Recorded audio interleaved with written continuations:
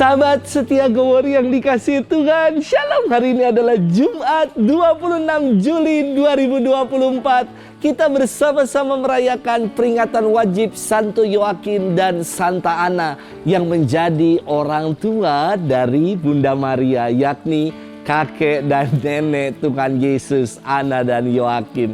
Secara etimologis nama Yoakim dan Ana sungguh sangat indah. Yoakim berarti persiapan bagi Allah. Dan Ana artinya adalah rahmat atau karunia. Dari keluarga mereka lahirlah Bunda Maria yang kelak akan mengandung Sang Immanuel. Kisah Ana dan Yoakim tidak termuat di dalam Injil.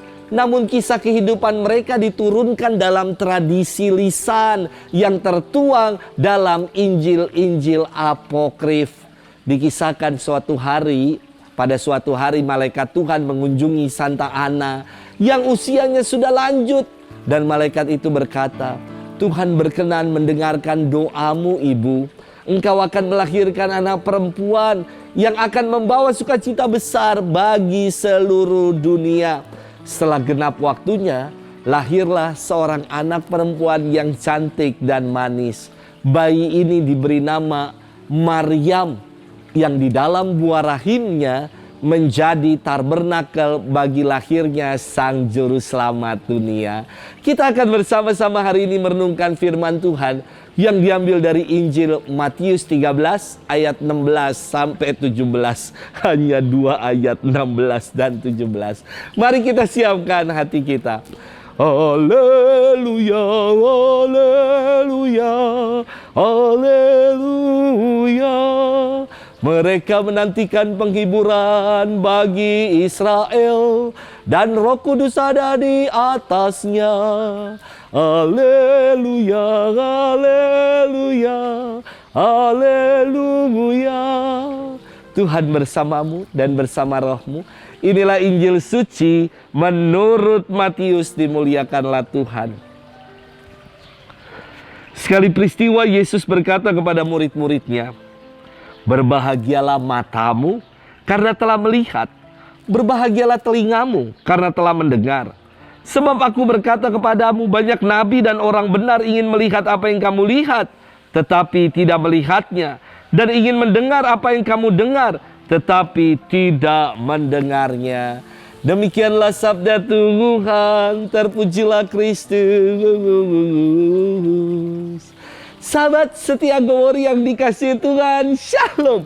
Baru pertama kali dalam sejarah gereja, yakni Bapak Paus Fransiskus mengkanonisasi pasangan suami istri yang bernama Beato Louis Martin dan Beata Maria Azzeli Guerin. Siapa sih dua orang ini, Beato Louis atau Louis Martin dengan Beata Maria Azzeli ini? Mereka adalah orang tua dari Santa Teresia Lisieux. Disinyalir kehidupan keluarga mereka selalu dilimpahi dengan nilai-nilai Kristiani, dan mereka menjaga kekudusan dalam hidup. Keluarga mereka dikaruniai dengan 9 orang anak. 4 diantaranya meninggal ketika bayi. Dan masih tersisa 5 lagi anak yang hidup. Dan semuanya, kelima anaknya yang hidup ini adalah perempuan. Dan yang menarik, kelima-limanya menjadi biarawati. Dan bahkan salah satunya bergelar kudus dengan sebutan The Little Flower atau Santa Teresia Lisieux. Santa Teresa Lisieux. Ada pepatah yang mengatakan buah jatuh tidak jauh dari pohonnya. Dan betul, karakter Santa Teresa Lisieux juga tidak jauh dari orang tuanya, yakni Beato Louis Martin dengan Beata Maria Azzeli. Demikian juga karakter dari figur Bunda Maria yang pasti tidak jauh dari figur orang tuanya, yakni Santo Yoakim dan Santa Ana. Mereka adalah orang yang setia untuk menunaikan dan melakukan kehendak Allah. maka dipersembahkan Bunda Maria bagi Allah.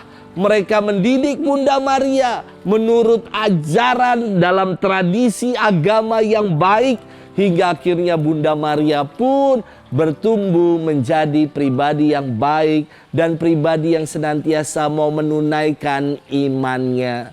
Kita tahu ya, ketika Bunda Maria menerima kabar gembira, sesudah itu apa yang ia katakan? Aku ini hamba Tuhan, jadilah padaku menurut kehendak-Mu. Penyerahan diri yang begitu hebat pasti juga karena mama papanya juga orang yang mau berserah dan mengandalkan Tuhan. Sahabat setia Gowori yang dikasihi Tuhan, firman Tuhan hari ini singkat, namun saya kira kaya untuk kita renungkan. Yesus bersabda, berbahagialah matamu karena telah melihat, berbahagialah telingamu karena telah mendengar. Sebab banyak orang, juga para nabi, ingin melihat dan mendengar seperti apa yang kamu lihat dan kamu dengar, tetapi mereka tidak bisa. Firman ini bukan ingin mengatakan bahwa banyak nabi dan orang benar itu buta atau tuli, bukan.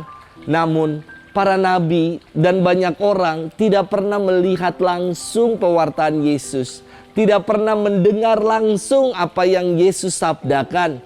Maka kitalah pribadi-pribadi yang berbahagia. Kenapa kita berbahagia? Karena kita mau menjadi pribadi yang senantiasa mau melihat karya baik Tuhan dalam hidup. Kita mau mendengar apa yang menjadi kehendak Tuhan dalam hidup untuk kita laksanakan dan kita buat.